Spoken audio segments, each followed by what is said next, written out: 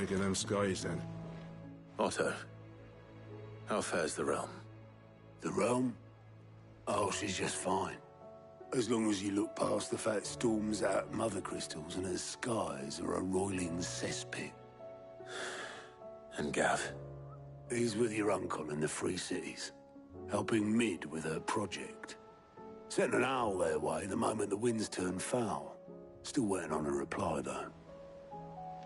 Do you have any good news?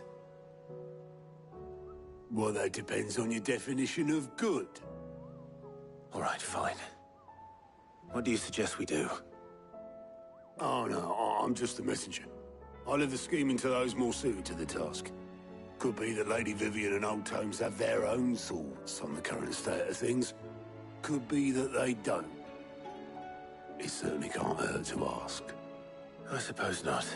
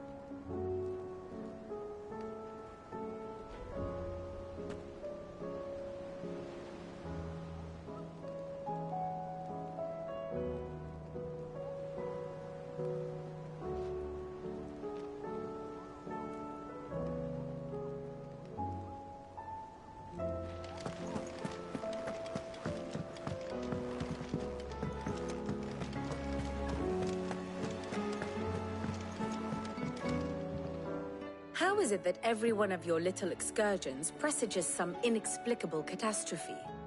Not that you are to blame for the Dominion's fate. No one could have predicted the actions of the Crown Prince. I'm sorry I couldn't save your home. My countrymen are stronger than you think.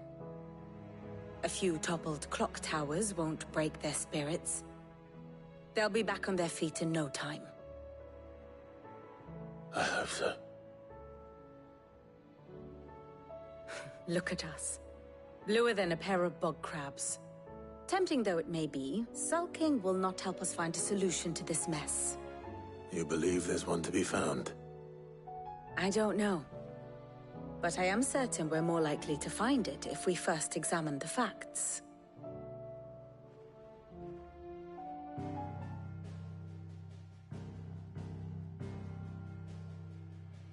Beneath these darkened skies, fear and confusion reign over Valisthea.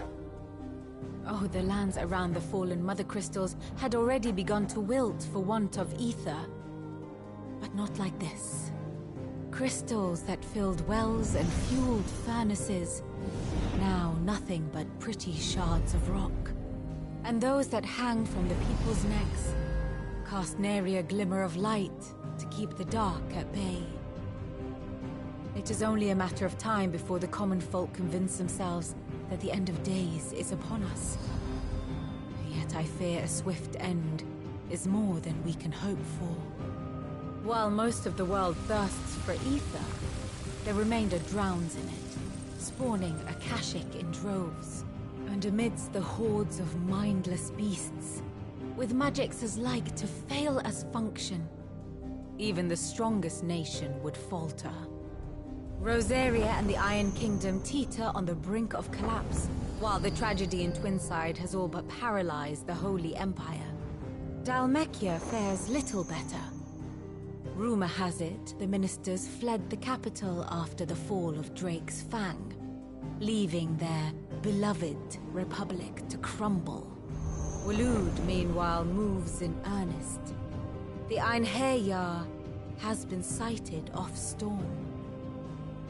The world, in short, is in chaos.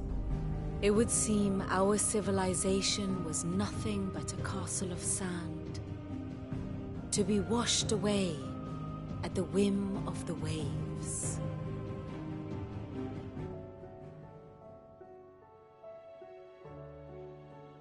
A castle of sand.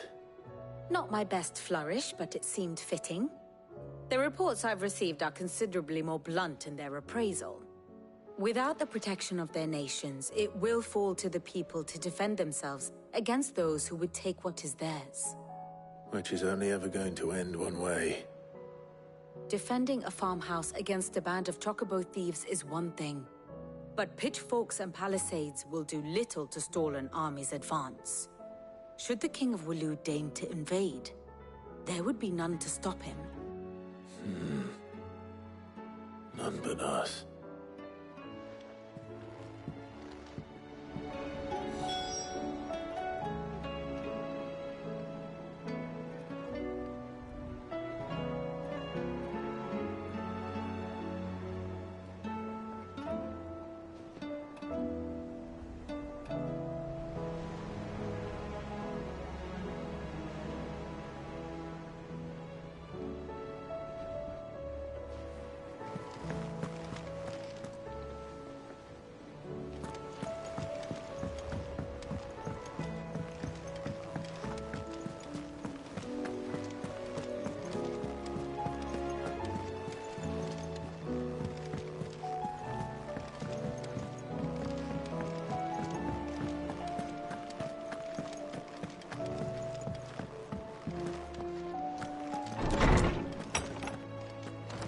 Is a storm coming, Sid? Will there be thunder? Let me guess. You're here about the skies. Is there anything you don't know, Lawsman? It doesn't take a court astrologer to augur the obvious. As for what has disturbed the heavens, that, I believe, is a question the Fallen might be better placed to answer than I. And on the 6th day did the gods tear the sun from the firmament, visiting darkness upon their prideful sons and daughters. But I dare say you remember your childhood lessons on the sins of Zemeckis only too well. You think they're connected? That Ultima was one of the gods responsible? Well, he has certainly exhibited powers that we mortals would associate with the divine. There is nothing divine about him. But he wouldn't be the first god of whom that could be said, now would he? Yet for all the fairy tales that tell of the sins, there is almost nothing in the way of actual historical accounts. Had I the Journal of Moss the Chronicler, I may have been able to tell you more, but alas, I fear all remaining copies have been lost to time. You will forgive me, I hope? Certainly not. Because there is nothing to forgive. Even without this journal, you've provided us ample wisdom. And we will always be grateful for it. Perhaps Otto will be more